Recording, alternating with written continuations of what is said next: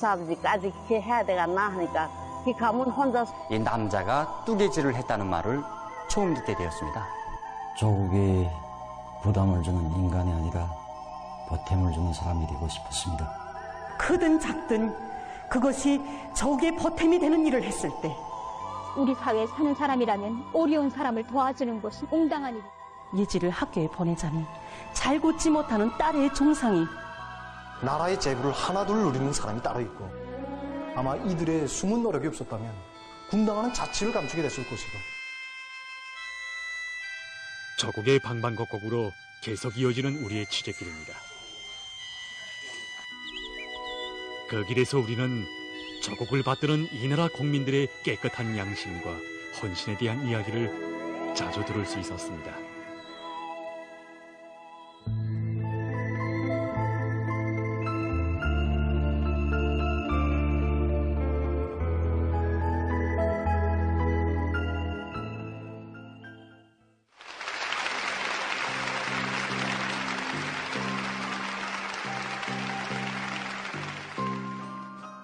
여러분, 우리는 취재길에서 수많은 사람들을 만나곤 합니다.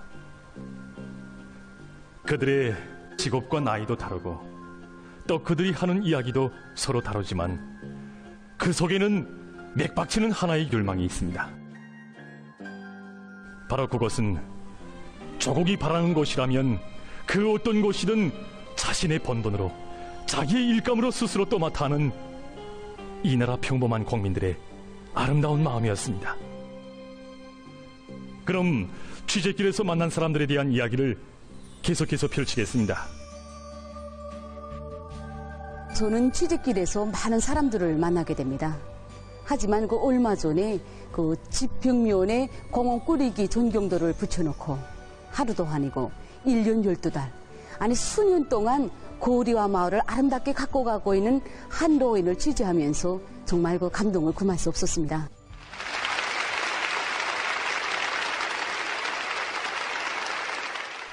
여러분, 흔히 사람들은 그 자기 집 벽면에 그 가족 사진이나 그리고 한 생을 추억할 수 있는 그러한 증서들을 걸어놓습니다. 저희 집에도 그 사랑하는 딸과 함께 찍은 가족 사진이 있습니다. 하지만 제가 그 얼마 전에 동대원 구역 냉천 이동에서 살고 있는 김용만 노인의 집을 찾았을 때 놀라지 않을 수 없었습니다. 그의 집 한쪽 벽면에는 그 공원 꾸리기 전경도가 걸려 있었기 때문입니다. 그리고 전경도에는 2018년부터 그가 세운 단계별 목표와 그 집행 날짜까지 구체적으로 밝혀져 있었습니다.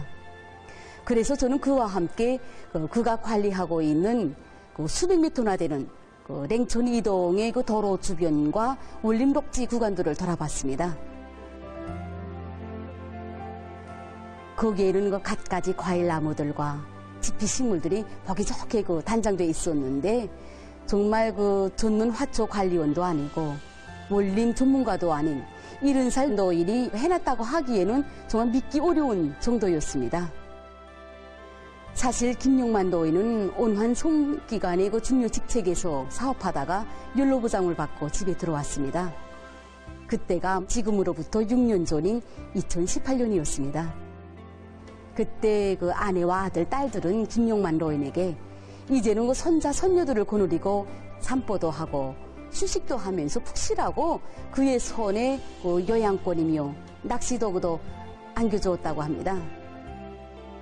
그리고 한 동네 마을 그 늙은이들과 함께 일한 친지들은 그 글을 보고 경치 좋은 그 모란봉에 올라가서 즐거운 시간을 보내자고 그의 집을 자주 찾았다고 합니다.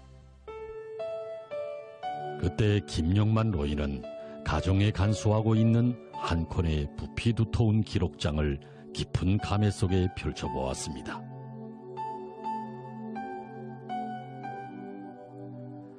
(1970년대부터) 수십 년간 가족과 함께 나라를 위해 사회와 집단을 위해 스스로 찾아간 좋은 일들이 무수한 자옥으로 새겨진 가정일지를 한 장 한 장 번질수록 김용만 노인은 이제는 기록장의 다음 페이지에 무엇을 더 쓸 것인가, 이제 여생을 어떻게 보낼 것인가 하고 생각하고 또 생각해 보았습니다.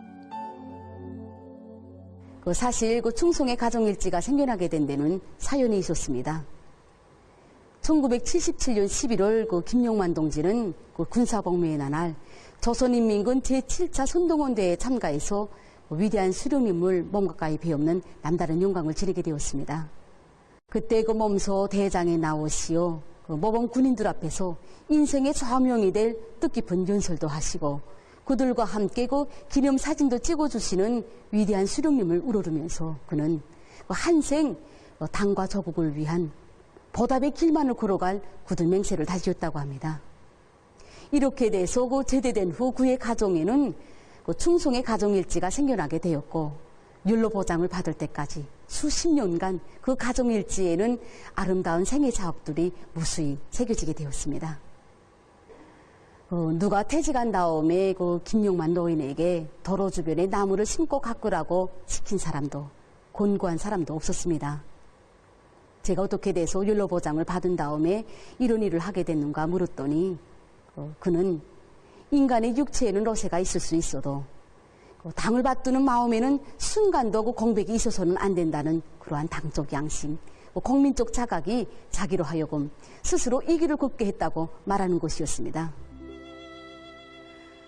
그는 수백 미터나 되는 구간에 면적으로 따지면 한정보가 훨씬 넘는 그 땅에 자기의 온갖 정열을 쏟아부었습니다. 매일같이 땅을 뚜지고 패인 부분은 메꾸고 그가 쳐낸 보록만도 40여 톤은 실이 된다고 합니다. 여러분 생각해 보십시오. 70살 노인이 이른 새벽부터 저녁 늦게까지 온종일 떼약볕이 내려쪼이는 여름에도 추운 겨울에도 나무를 심고 관리한다고 할 때 그것이 호란 것이겠습니까? 새벽에 아파트 현관문을 나서는 그의 발자국 소리와 기침 소리만 듣고도 이제는 온 마을 사람들이 새벽 4시로구나 하고 알아맞추는 정도라고 합니다. 또 밤에는 밤대로 원림록과 관련한 책들을 보면서 그는 매일매일 새 일감들을 구상했습니다.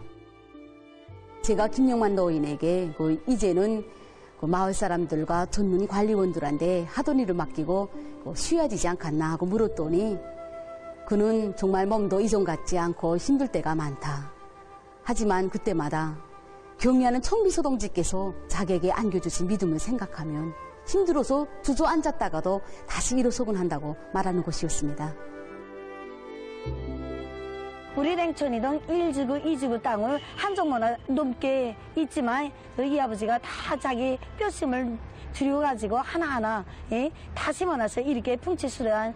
나는 매일 아침마다 낚시질을 나가는데 나무에 서도가고 물 주고 부끄럽다는 거. 양심이 좀 그렇지 뭐. 난 놀러 가고. 내가 보니까 이제 김용만 아바이는 내가 출근하고 퇴근할 때마다 항상 과일나무와 원림 잔디밭에 이제 항상 살다시피 합니다. 이 아바이. 이 아바이가 하나하나 보면서 이 나무는 어떻게 돼야 된다는 거, 이런 재배 방법까지 다 하나하나 우리한테 일깨워주고.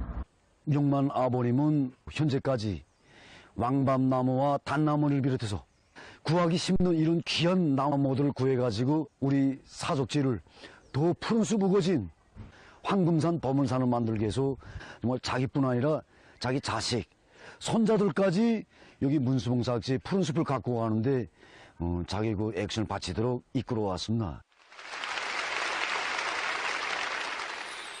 마을 사람들도 거리를 지나가는 사람들도 저마다 눈에 띄게 달라지는 마을의 풍치에서, 그리고 갖가지 꽃관목들과 수종이 좋은 나무들로 보기 좋게 단장되어가는 원림록지의 구간을 보며 놀라움을 금치 못하곤 합니다.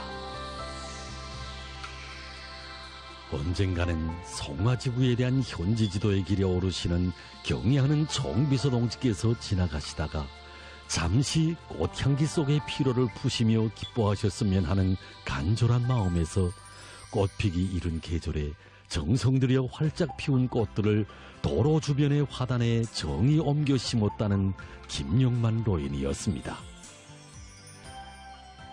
김용만 노인이 2018년부터 현재까지 그 과일나무며 그 누티나무 등 심고 가꾼 나무는 27,000요구로, 지피식물은 76폭이나 된다고 합니다.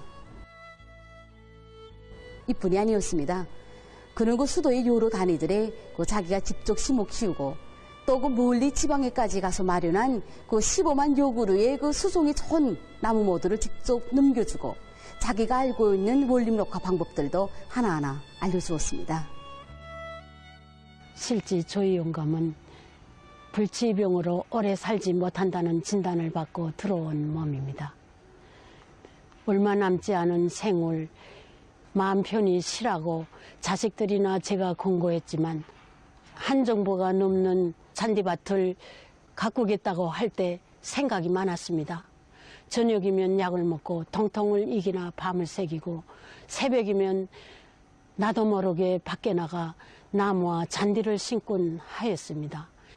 어떤 사람들은 늙음하게 집에 들어와 편히 쉴 것이지 무엇 때문에 남이 시키지도 않는 일을 하는가고 하면서 시비를 할 때 정말 가슴이 아팠습니다.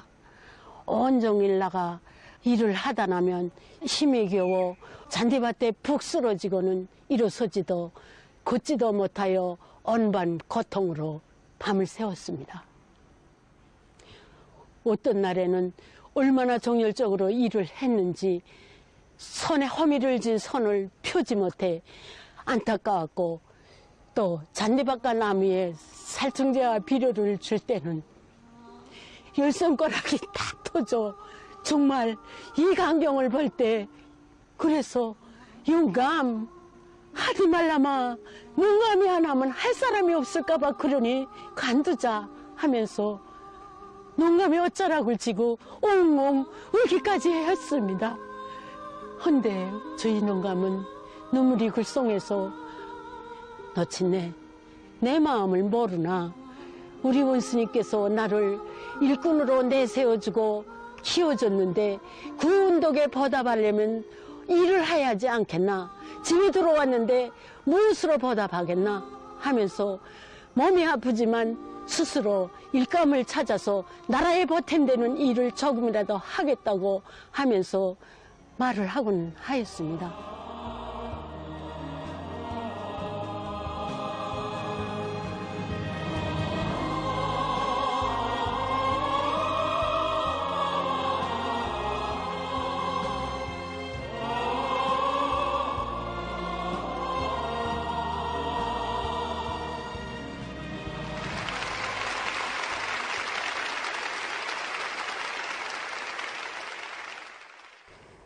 저는 취재 과정에 김용만 노인을 치료한 의사들도 만나보았습니다. 저 의사들의 말을 통해서 그가 불치의 병으로 항시적인 통통과 아픔을 당하고 있고, 그로 해서 진통제를 주사하고 약을 먹는 전적으로 안정이 필요한 몸이라는 것을 알게 되었습니다.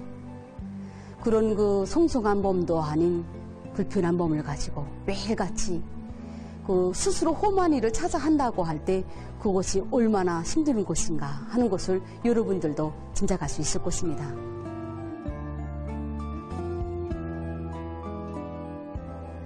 김용만 노인이라고 왜 치료를 받으면서 쉬고픈 생각이 없었겠습니까? 저는 김용만 노인이 호미와 삽을 들고 공원과 럭지를 관리할 때 무슨 생각을 하는지 다는 알 수 없습니다. 하지만 그가 매일같이 비춰보는 충송의 가정일지를 통해서, 그의 집 벽면에 걸려있는 공원 꾸리기 전경도를 통해서, 그가 심어가꾼 한 그루 한 그루의 나무들과 그가 심은 한 포기 한 포기의 지피 식물들을 통해서 그가 지닌 마음, 정말 진정한 애국심이란 과연 어떤 것인가를 잘 알 수 있었습니다.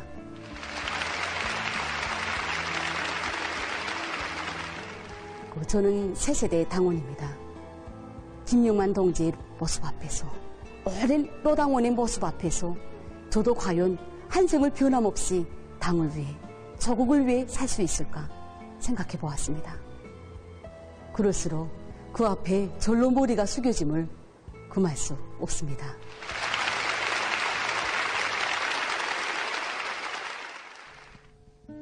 여러분, 사람이 육체적 노쇠가 오면 연로보장을 받기 마련입니다. 하지만 많은 연로자들이 집에 들어왔어도 편안히 요생을 보내는 것이 아니라 나라의 보탬이 되는 일을 스스로 찾아가고 있습니다. 그들은 당과 조국을 위해서 자기의 모든 것을 깡그리 바친 오랜 당원들이고 혁명의 스승들입니다. 혈연적인 유대로만이 아니라 혁명 선대로 전대하고 적극 내세워주며 그들이 떳떳하게 당과 조국 앞에 한 생을 청화지을 수 있게 도와주는 것은 우리 세대의 마땅한 도리입니다. 또한 그들의 숭고한 정신세계를 따라 배우는 것은 우리 세대의 응당한 본분입니다.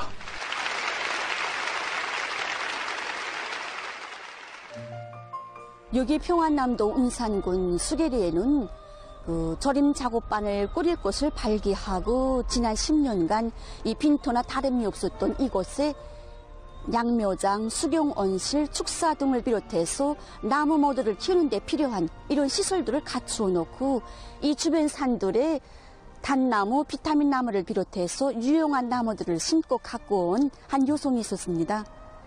그가 바로 여기 수계리의 자그마한 사업소 절임 작업반 반장이었던 평안남도 양묘장 부원 거종순 동지입니다. 그는 7살 때 차사고로 불구가 되었던 불우한 소녀였습니다. 그러다가 사회주의 복원제도의 혜택으로 7년 만에 다시 일어났습니다. 불편한 다리로 해서 집에서 부양을 받는다고 누가 탓할 사람은 없었지만 그는 살림을 가꾸는 일에 자진해 나섰고 여기에 온 몫을 바쳐가고 있습니다.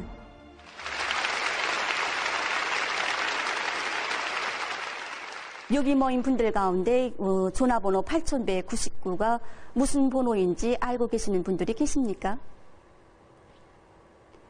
예, 다들 잘 모르고 계시는 것 같은데 전화번호 8199는 구급 의료봉사 전화번호입니다.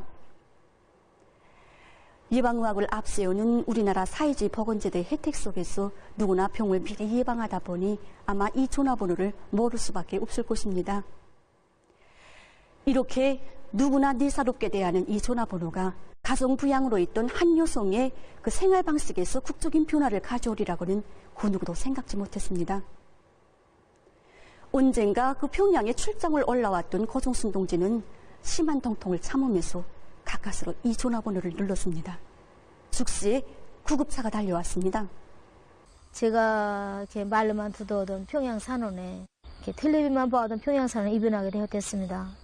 제가 입원할 때는 한 가지 병만 가지고 가는데 정작 입원하니까 이렇게 내가 모르던 병들도 찾아주고 또 그 병을 위해서 막 뛰어다니는 선생님들 보니까 감동도 컸는데 나 거기다 또 이렇게 항생제를 맞았는데 나 항생제 맞으면 집에서도 솔직히 비타민제나 좀 씁니다. 뭐 간 나빠질까봐 비타민제나 쓰지만 산원에서는 비타민제 나오디 정합 비타민, 간보제, 소화제 나오디 거기다 내가 수술하고 몸에 이렇게 빨리 회복 안 되니까 검까지 들고 나왔어요. 종순 동지는 평양 산원에서 입원 생활을 하면서 자기 자신에 대해서 도자를 알게 됐다고 했습니다.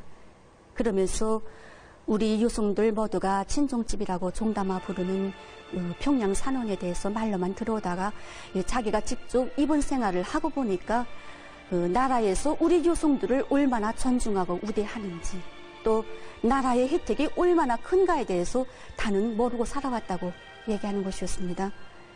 그 고마움을 알게 되니 7살 때 추억이 자꾸만 되살아났다는 것이었습니다. 사실 종순 동지는 7살 때 뜻밖의 차사고로 해서 불구가 됐습니다. 긴 병에 효자가 없다고 오랜 기간 그 안준뱅이로 있다 보니까 그를 낳아준 부모도 점차 자식에 대한 관심이 희미해졌습니다. 그러나 의사 선생님들은 한두 달도 아니고 7년 세월 꾸준한 종송으로 끝끝내 그가 대지를 밝게 해줬습니다. 종순 동지는 이곳을 응당한 곳으로 여겨왔다고 했습니다. 그런데 평양 산원에서 국진한 대우까지 받고 보니 자기가 나라의 혜택에 대해서 너무도 응당하고 너무도 모르고 살아온 데 대해서 깊이 생각해 보게 됐습니다. 하다면 그 운동에 무엇으로 보답할까? 종순 동지는 참 생각이 많았습니다. 그래서 산원에서 태어난 후에 그 중요 군솔장들을 찾아다니면서 지원 사업도 하곤 했지만 항상 마음이 모자란 것 같았습니다. 그러던 어느 날 그 자기가 살고 있는 마을 뒷산을 보게 됐습니다. 그제서야 그 산들이 항폐화됐다는 것을 알게 됐습니다. 종순동지는 나라의 제보가 못 쓰게 된 것을 두고 처음으로 이 가슴이 쓰리고 아팠다고 했습니다. 그래서 이 산림복구에 국민의 양심을 바쳐야겠다고 생각했고 결국은 이 산림복구의 길에 나서게 됐던 것입니다.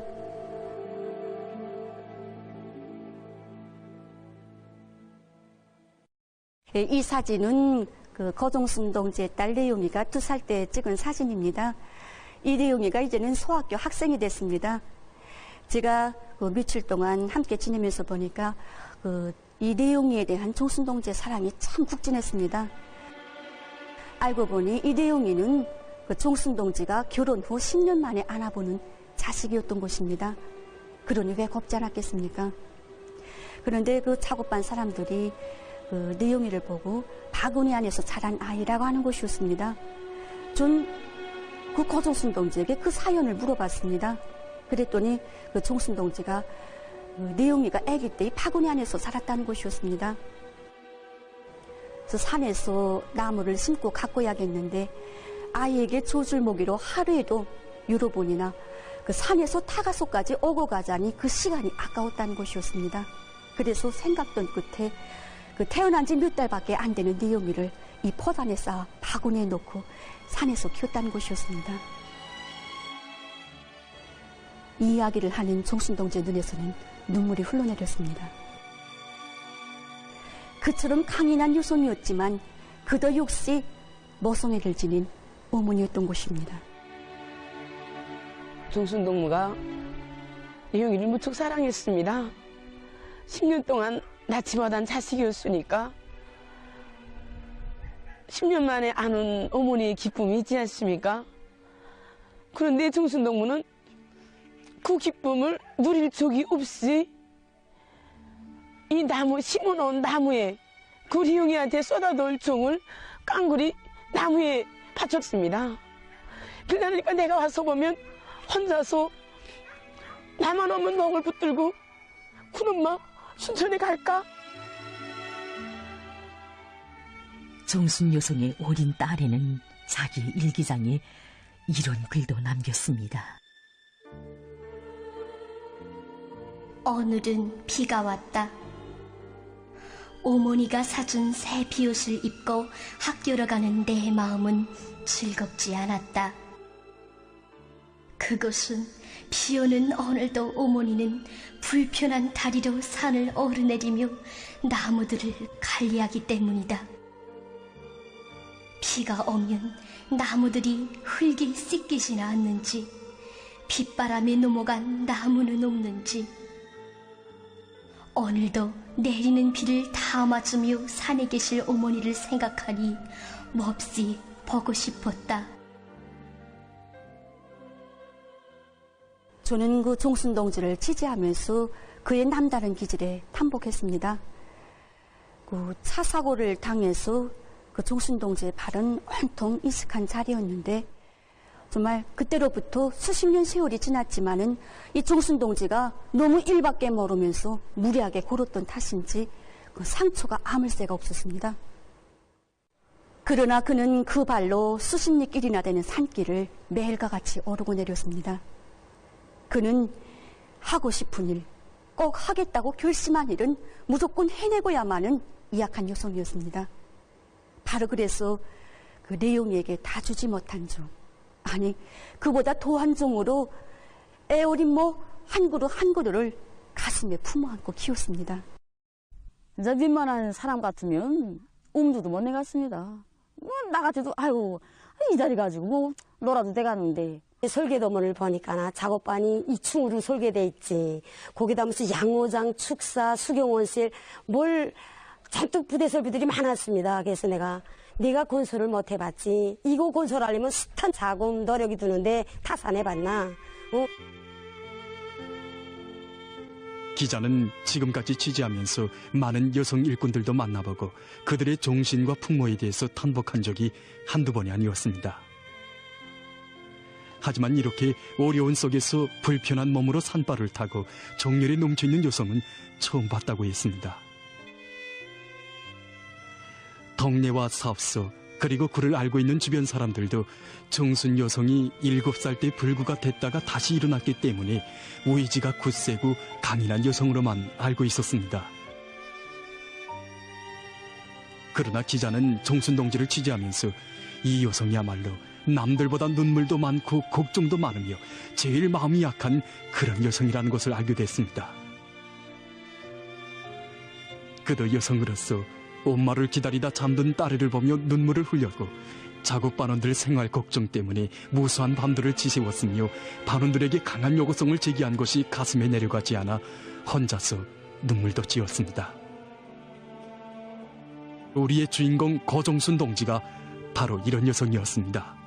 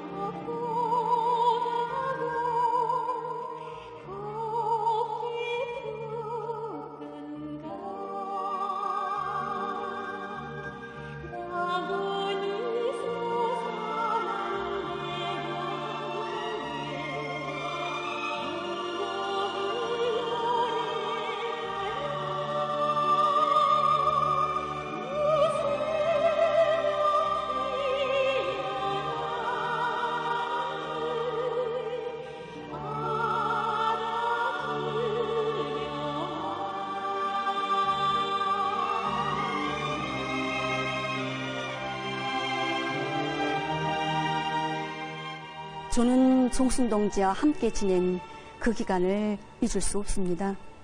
그건 바로 제가 그 기간에 그 가장 감 높은 인생에 대해서 다시금 체험한 그런 나날이었기 때문입니다. 정순 동지는 불편한 몸으로 정말 많은 것을 해놓았습니다. 작업반 총사묘, 양묘장, 수경원실, 축사, 가수원, 사십정보의 담당님, 정말 살림복구를 위해서 그는 숱한 고생을 했습니다. 그러나 그에겐 아직 아무런 징후도 없습니다. 하다면 그의 인생이 허무하지 않겠는가? 난 이런 생각도 해봤습니다. 그러나 결코 허무하지 않았습니다. 그들이 자기의 손으로 건설한 작업반 총사묘, 양묘장, 가수원, 또 그 애써 가꾸고 심어온 한 그루 한 그루의 나무들, 그의 넋이 깃들어 있는 그 모든 것들이 저국의 귀중한 재부, 사업소의 재부로 돼서 자기의 주인공에게 감사를 표하는 것처럼 보였습니다.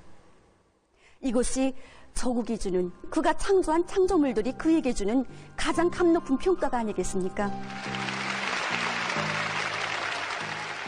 저의 이번 취재길은 제가 그 인생의 가치에 대해서 다시금 알게 된 계기였고, 또 기자로서, 같은 여성으로서 거정순 동지의 애국적 소행에 공감하게 된 나날이기도 했습니다.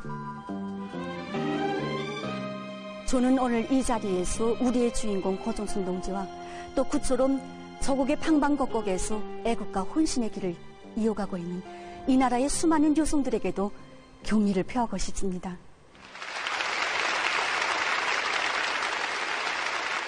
이자 고정순 동지에 대한 이야기를 들으면서 저는 생각했습니다. 왜소 우리 시대 인간들은 그토록 아름다운 것인가? 얼굴이 고와서인가? 옷차림이 화려해서인가? 아닙니다. 자기를 키워주고 내세워주고 품어 안아준 어머니 조국을 위해서 자기의 모든 것을 깡그리 바치려는 그 깨끗한 양심, 바로 그런 것으로 해서 얼굴은 비록 햇볕에 타고 수수해도 그토록 아름답고 보석처럼 빛나는 것입니다. 문득 노래의 한 구절이 생각났습니다. 그대가 한고로 나무라면은 이 몸은 아지에 피는 잎사귀. 찬바람 불어와 떨어진데도 흙이 되어 뿌리 덮어주리라. 바로 고정순 동지와 같은 이런 푸른 잎사귀들, 이런 애국공민들이 많아서 조국이라는 거목이 그토록 푸르싱싱한 것 아니겠습니까?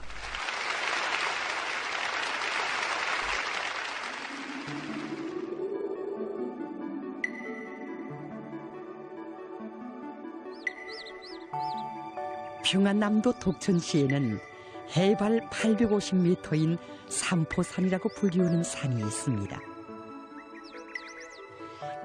그 산 밑에서 정점으로 올라가면서 탄광마을이 자리 잡고 있는데 사람들은 이곳을 가리켜 독골이라고 부르고 있습니다. 이곳에는 탄광의 종업원들뿐 아니라 그 지역 사람들 모두가 우리 지배인이라고 정답게 부르며 따르는 사람이 있습니다. 그가 바로 병아리를 품어 안는 안팎처럼 탄광의 크고 작은 일은 물론 탄광마을 사람 모두를 품어 안고 그들의 생활을 따뜻이 돌봐주고 있는 덕천 대동강 탄광 지배인 민병주 동지입니다. 이제는 80살을 가까이 하지만 그는 오늘도 30여 년간 한 모습으로 인민을 위해 막중한 짐을 스스로 걸머쥐고 자신을 깡그리 바치고 있습니다. 우리 지배인, 여러분 얼마나 정답고 친근한 부름입니까? 하지만 무한한 헌신이 없이는 누구나 쉬이 불리울 수 없는 부름이라고 생각합니다.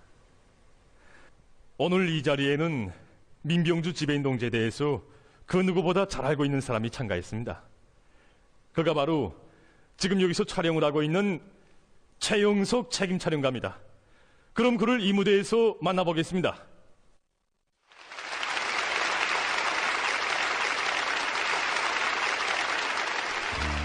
그때가 아마 2005년도라고 생각됩니다. 네. 탄광이 이중 3제명 붉은기를 수여받을 때인데 그때 분위기가 정말 대단했습니다. 그때 지배인 동지는 자기보다도 석탄을 많이 캔 탐부들을 많이 찍어달라고 이렇게 얘기했습니다. 예, 그때부터 탄광에서 성과가 있으면 촬영을 계속 나갔고 또 나갈 때마다 매번 느낀 것이 있습니다. 이 우리라는 친근한 호칭으로는 과연 어떤 사람들이 불리게 되는가? 바로 이것입니다. 제가 얼마 전 탄광에 촬영을 나갔는데 한 로엔이 저를 찾아와 좀 만나자는 것이었습니다. 사연을 물었는데 그의 이야기가 저희 마음을 끌었고 또 놀라움도 컸습니다. 그래 서둘러 촬영기를 이렇게 맸습니다. 난 순천에서 살다가 연령이 돼서 연료 보장을 받고 아들한테 살고 파서 맏아들이 여기 있기 때문에 일로 왔습니다. 와서 얼마 안 돼서 우리 집에 무슨 후방 물자가 많이 들어왔기 때문에 이거 잘못됐나? 이 탄광에 나가 일하는 사람도 없고 나도 탄광에서 일한 것도 아닌데 그래서 이거 록하나 저렇게 갖다 줘야 되겠다 이렇게 생각했는데 늪집 아주머니가 오더니 이건 아버님한테 왕거라는 거. 그래서 이제 차차 아버님 다 알게 된다는 거. 그래서 이제는 내가 이제는 완대가 한 10년이 되옵니다.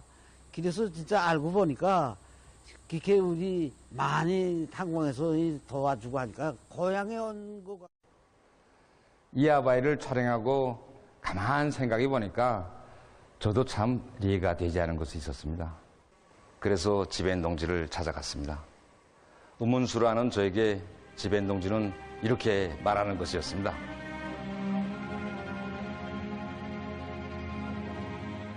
그때로 말하면 나라가 고난의 행군을 하던 시기였는데 탄광에서 일하다 들어간 연로자들에 대한 식량 공급이 제대로 진행되지 못하고 있었습니다. 부모들이 나하고 같이 계속 일하다가 다 연료과장대 들어간대. 이 부모들까지 내가 애면한다면 그들이 무슨 고향에 대한 애착과 사랑이 나오겠습니까?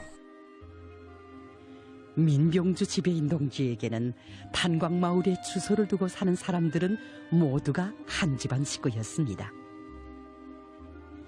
조건과 생활이 아무리 어려워도 기쁨과 슬픔을 함께 나누려는 마음이 종업원이라는 개념을 벗어나 우리라는 하나의 큰 집에 모두를 품어 안았고, 그래서 탄광에서 일하던 사람들만이 아니라 그 지구에서 사는 연로자들 모두의 명단이 생겨나게 됐습니다. 우리 지배인 동지가 지배인 사업을 하는 기간에 한두 해도 아니고 수십 년간이나 많은 연료자들에게 후방물자를 공급한다는 게 쉬운 일은 아니었습니다. 그러자니까 우리 지배인 동지가 자체 후방기지를 꾸리기 위해서 고생들을 얼마나 많이 했는지 모릅니다. 축산기지를 새로 꾸리기 위해 삼포산의 산능선과 골짜기들을 잠비 틀듯 덮고 해치우 천여 미터나 되는 산꼭대기에 방목지를 찾아낸 지배인 동지였습니다. 소막을 켜놓고 대형 삽차 운전수와 함께 열흘 남아 생활하며 축산기지의 터를 닦았고, 종자 염소와 양을 마련하기 위해 황인암도의 온화한 군으로 수백 리 먼 길을 떠나기도 했습니다.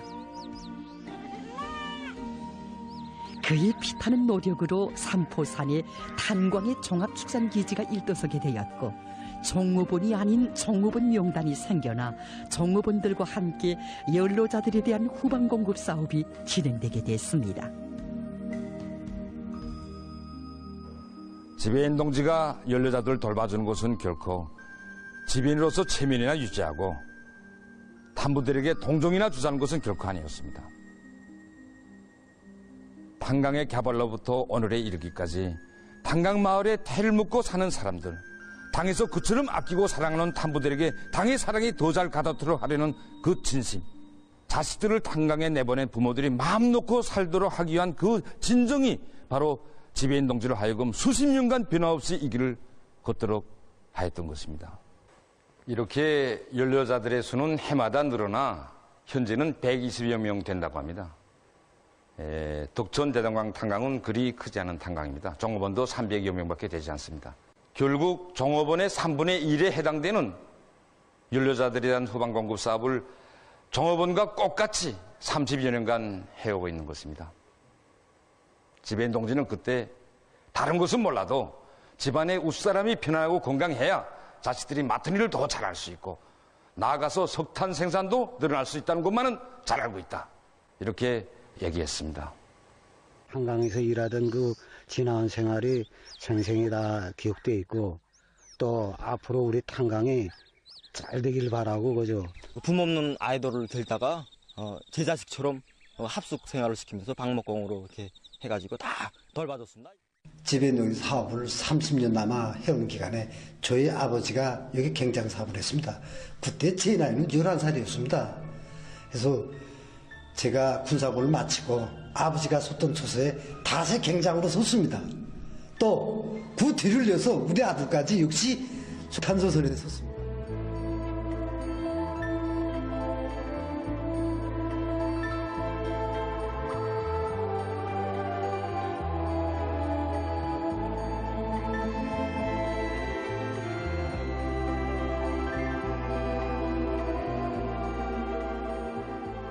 집에 사정이 있어서 지배인 동지를 찾아가면 정말 자기 일처럼 도와주고 얼굴 붉히지 않고 이렇게 뜨겁게. 마치도 우리 지배인 동지는 어찌 보면 탄광마을의 의미다가 같습니다. 누가 잘못돼 있으라 부모 주는 의미다. 우리 지배인 동지 나이가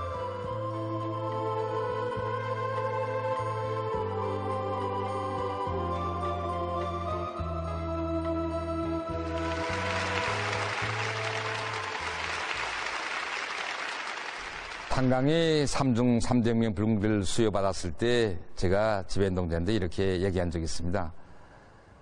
이제는 기업소가 3중 300명 불공기까지 수여받았지. 지배인 동지는 자기 당대에 기업소를 위해 해놓을 건 다 해놨는데 여든이 가까운데 이제는 좀 편안히 쉬어도 되지 않는가. 그랬더니 지배인 동지가 하는 말이, 자기는 40년 동안 탄광에 살아오면서 이제 이 탄광을 놓게 되면 당장 살 것 같지 못하다. 자기는 그저 힘들다가도 탄강마을의 저머리기들이 지나가면서 집엔 할아버지 안녕하십니까 하고, 또 지나가는 사람들이 집엔 동지 건강하십니까 물어보고, 탄강 종업원들이 자기들이 가슴 아픈 것을 제기할 때마다 제일 기쁘고 그때가 제일 사는 것 같다고 이렇게 이야기하면서, 자기는 독거리에 사는 모든 사람들을 언제 한번 남이라고 생각해 본 적은 한 번도 없었다. 모두가 한 집안, 한 식솔이라고 생각했다. 이렇게 이야기하는 것이었습니다. 한 집안, 한 식솔. 얼마나 깊은 뜻이 담겨져 있습니까? 더 듣지 않아도 알 수 있었습니다. 병아리를 품어하는 어미닭처럼 온 탄강마을 사람들을 품어하는 지배인. 인민들과 고락을 같이 하고 탄부들을 위해 자기 모든 것을 다 바치는 이런 일꾼을 두고 어찌 우리라 정담아 부르지 않겠습니까? 어찌 이런 곳에서 자기 고향에 대한 사랑, 더 나아가서 자기 일터에 대한 긍지, 저걸 위해 무엇인가 이바지하려는 그 마음이 왜 싹두고 자라지 않겠습니까? 어찌 이런 일꾼을 두고 우리라 정담아 부르지 않겠습니까? 우리 지배인 할아버지, 우리 지배인 동지. 이 우리라는 칭호는 바로 인민이 그에게 주는 평가였습니다. 여러분, 그 어느 일꾼이나 관직으로 불리울 수는 있어도 우리라는 칭호를 받을 자격이 있는 것이 아닙니다. 인민을 위한 막중한 일감을 걸머쥐고 인민을 위해서 자기의 모든 것을 깡굴이 다 바칠 때 인민들로부터 우리라는 감 높은 칭호를 받아안게 되는 것입니다. 하기에 경의하는 총비서동씨께서는 그 오디를 찾으실 때마다 우리라는 부름으로 불리우는 일꾼들을 만나실 때 제일 기뻐하시고, 그 누구보다 그들을 감 높이 내세워주시며 사랑의 한 품에 안아 영광의 기념사진도 찍어주십니다.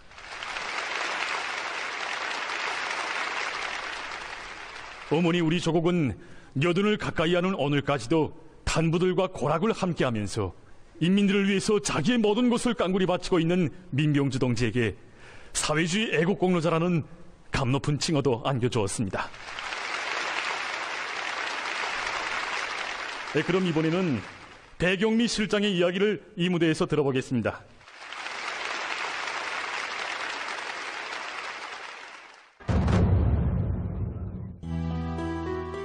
누나, 농사꾼의 자식은 꼭 농사를 지어야 한다는 법이 어디 있나? 창년아, 우린 영웅의 자식이야. 저는 오늘 이 무대에서 항해남도 운천군 양담리의 3명의 작업반장에 대한 이야기를 하려고 합니다. 이분은 양담리가 나온 첫 번째 영웅인 노력영웅 유근용 동지입니다. 이 농장 11작업반의 첫 작업반장이었던 유근용 동지는 1211거지 방위자의 한 사람이었고 또 이중 천리마 기시였습니다. 이 두 번째 사진의 주인공은 노력영웅 유순애 동지입니다. 양담리가 나온 두 번째 영웅인 그는 유근용 영웅의 딸이었습니다. 역시 11작업반에서 반장으로 일했는데 20대에는 벌써 최고인민회의 대의원을 했고 또 30대에는 노력영웅으로 성장한 1990년대 농민영웅입니다. 현재 11작업반 반장으로 일하고 있는 사회주의 애국공로자 유창년 동지입니다. 그는 앞에서 얘기한 유근용 영웅의 아들이고 또 유순애 영웅의 동생입니다. 이렇게 한 집안에서 영웅이 연이어 2명이나 나왔다는 이런 사실도 쉽지 않은 일이지만 아버지야 자식들이 대를 이어가면서 60여 년간이나 한 작업반에서 작업반장을 했다는 이 사실이 저를 이 작업반장 가문에 대한 취재로 이끌었습니다. 이리안 스님께서는 1975년 6월 26일 우리 농장 11작업반을 찾아오실 때 했습니다. 그때 강냉이 포존에서 정부당 5톤도 내나만 하던 포존에서 강냉이 정부당 10톤 낸 것을 보시고 아주 대단히 만족해 하셨습니다. 그때 당시 작업반장하던 유근용 반장 농장에게 앞으로 강냉이 농사를 더 잘해 나갈 수 있는 그 방도를 하나하나 가르쳐 주셨습니다. 1975년 1월 6일 노동신문에는 유라 같은 충성의 한마음 안고 라는 제목을 달고 강냉이 농사에서 혁신을 일으킨 당시 이중촌리마 제11작업반 반장이었던 류군형 동지에 대한 기사가 실렸습니다. 9월산 줄기의 낮은 산등성에 자리 잡은 은천군 선봉 2급 량담협동농장 이중촌리마 제11작업반에서는 강냉이 정당 평균 12톤 400kg, 최고 20톤 400kg, 작업반 쪽으로 고기 15톤을 생산하였다. 이와 같이 전례 없는 태풍을 마련하게 된 것은 수령님의 현명한 용도의 결과이며 그에게 끝없이 충직한 작업반장 류군형 동무와 작업반원들이 수령님의 교실을 잘 관철한 결과에 이루어진 것이다.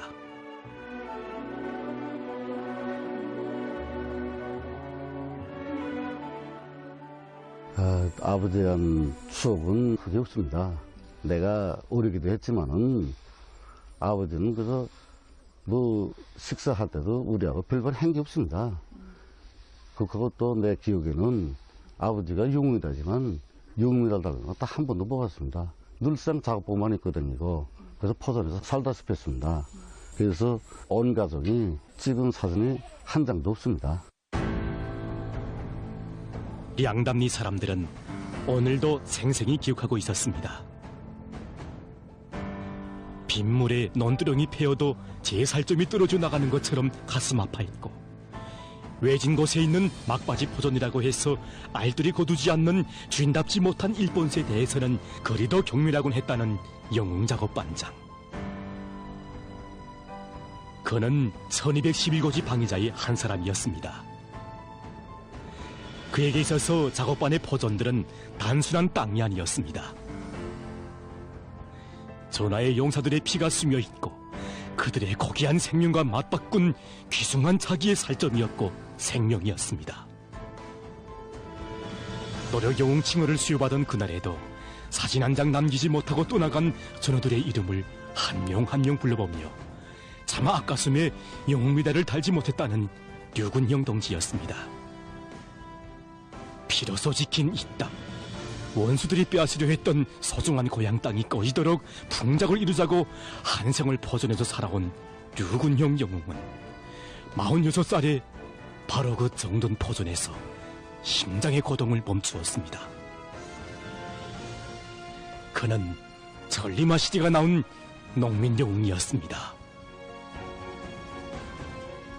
마을이 이렇게 자그마해도 여기서 영웅이 소인하고 공원 사양공이 나오고 동린 자그마해도 그렇게 좋은 사람들이 많이 나와서 여기서 정말 나는 아버지 없이 조금에서 자라서 아버지가 스태 그립됐단 말이야. 근데 우리 영웅반장 유근영 영웅반장이 우리 자식 끝이 여기 됐단 말이야. 우리 자식 끝이 여기서 정말 아버지 끝이 내가 반장을 따르 됐지 뭐. 다 일찌감치 가서 살아있으면 이중용 됐을 게 아마다 정말 일만한 사람들이야. 그 사람들. 조연순 할머니가 지나온 80평생의 인생길을 더듬으면서 한자 한자 쓴 이 책에는 류순의 반장 동지에 대한 추억들도 새겨져 있었습니다. 류근영 영웅반장이 세상을 떠난 뒤 영웅반장의 딸 유순의 동지가 운천군 농업전문학교를 졸업하고 아버지의 뒤를 이어 우리 작업반 반장으로 배치되어 왔다. 그는 아버지의 땀이 스며있는 우리 작업반을 더 잘 갖고 사회주의 맛이 나게 잘 꾸리기 위해서 자신의 온 몫을 다 바쳤다. 유순의 동지는 1994년 2월에 전국 농업대회에 참가하여 주석단에 담고 높은 연단에서 토론까지 진행하였습니다. 그 다음 이대한 스님께서는 몸소 유순의 동지에게 사랑의 축배잔도 부어주셨습니다. 이대한 장님께서도 11작업반을 세세연전 만풍년을 이루하라고 만풍마을이라고 이름까지 지으셨습니다. 그러던 어느 날 유순의 반장 동지는 전혀 앞을 벌쏟게 되었습니다. 난치성 질병의 합병증까지 겹치면서 점점 보이지 않던 눈이 끝내는 실명으로 이어졌던 것입니다. 당시 그의 나이는 42살. 바다는 사랑과 믿음이 너무도 크고 뜨거워서 늘 땅과 말하고 땅에 진심을 묻으면서 지척에 집을 두고도 언제나 퍼전에서 살아온 유순의 반장동지였습니다. 저는 지금도 취재과정에 그의 아들이 들려준 어머니에 대한 이야기가 정말 잊혀지지 않습니다. 내가 14살 때 어머니가 앞을 보지 못하게 되었습니다. 내가 어릴 적에 제일 큰 소원이 있었는데 어머니가 해주는 따끈한 밥 한 그릇 먹어보는 것이 제일 큰 소원이었습니다. 어머니는 항상 포전에 나가서 살다시피 했기 때문에 나는 군대 나갈 때까지 할머니가 해주는 밥을 먹으며 자랐습니다. 군대 나갈 때 어머니는 나를 앉혀놓고 혁철아, 어머니가 뭘 해줄까? 나는 대답할 수가 없었습니다. 앞을 보지 못하는 어머니가 어떻게 나에게 밥을 해줄 수 있겠습니까? 그날 내가 밥과 음식을 해서 어머니에게 대접했습니다. 나는 지금도 나의 손목을 꼭 잡고 강냉이 포전에 나가 혁철아, 강냉이가 얼마나 큰 강냉이대를 더듬던 그 어머니의 그 모습을 영원히 잊을 수가 없습니다. 어머니가 지어주는 따끈한 밥 한 그릇. 정말 소원이라고 하기에는 너무도 작고 미스러운 곳입니다. 그러나 유순의 동지는 아들의 그 소박한 소원을 끝내 들어주지 못했습니다. 결코 자식에 대한 사랑이 부족해서가 아니었습니다. 유순의 동지는 이렇게 실명된 후 4년간 세상을 떠나는 마지막 날까지 매일과 같이 작업반 포전에 나가보았다고 합니다. 그는 비록 자기 가정의 밥가망, 사랑하는 아들의 작은 밥그릇은 덮여주지 못했지만 나라의 큰 쌀떡을 가득 채워야 할 농사꾼의 그 번분에만은 끝까지 충실했던 애국 농민이었습니다. 같은 땅에 태를 묻었고 같은 핏줄을 이었건만 유근영 영웅의 딸과 아들이 고른 인생길은 결코 같지 않았습니다. 누나, 농사꾼의 자식은 꼭 농사를 지어야 한다는 법이 어디 있나? 창년아, 우린 영웅의 자식이야. 유청년 반장은 처음에 농사일에 용 마음을 붙이지 못했고 나중에는 고향을 떠나려고까지 생각했다고 합니다. 여러분, 아버지가 영웅이라고 해서 그 자식도 저절로 영웅이 되는 것은 아니고 또 영웅이 섰던 일터에 섰다고 해서 그 녹과 정신을 그대로 이어받는 것은 더더욱 아닙니다. 영웅인 누이의 희생 앞에서 유청년 반장은 자기가 과연 누구의 후손이고 어떻게 살아야 하는가를 자책 속에 되새겨보았다고 합니다. 그 후 유창년 반장은 자기의 각오와 단호히 결별하고 고향 사람들의 눈에 비낀 그 아버지의 모습 앞에 또 누이의 모습 앞에 부끄럽지 않게 살기 위해서 노력했습니다. 그는 집단의 믿음 속에 분조장을 거쳐서 작업반장이 됐고 또 작업반원들과 함께 이악하게 농사를 지어서 맡겨진 알곡 생산 계획을 해마다 넘쳐 수행했습니다. 군안 아래 유창년 반장동지는 사회주의 애국 공로자라는 이런 감 높은 칭호도 받아안게 되었습니다.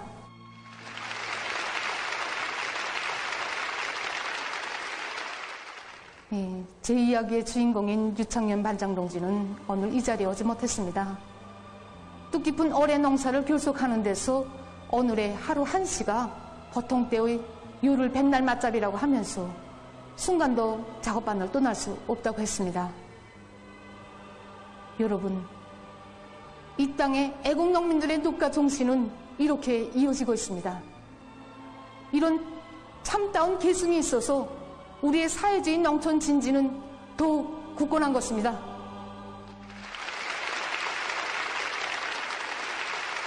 그렇습니다, 여러분. 이자 우리가 이 무대에서 본 김영만, 고종순, 민병주, 류창년 농지들은 여기에 모인 분들과 다를 바 없는 이 나라의 평범한 국민들입니다. 하지만 그들이 걸어온 인생길은 결코 평범하지 않습니다.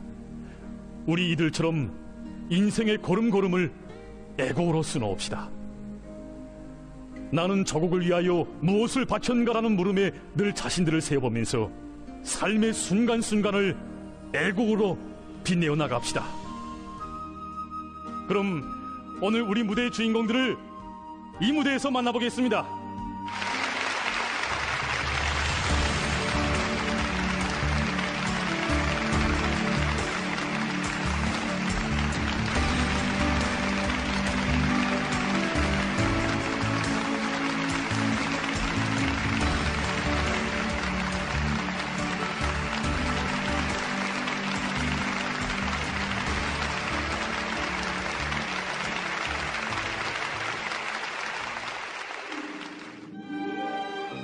그저 내 인생에 궁지와 보람이 있다면 나라 앞에 부끄럼 없이 조금이나마 보탬을 주기 위해 애쓴 것뿐입니다. 지금 우리 인민들이 받아오는 나라 혜택들이 얼마나 큽니까? 나라의 구원독을 아는 것도 중요하지만 그보다도 더 중요한 것이 실천으로 보답하는 것이라고 생각합니다. 80을 가까이 하도록 탄광에서 일하면서 꼭 하고 싶은 말이 있습니다. 일꾼이라면 자기 일터를 고향처럼, 종업원들을 시설처럼 생각해야 한다는 것입니다. 그래야 단위는 발전하고 조국은 전진할 것입니다.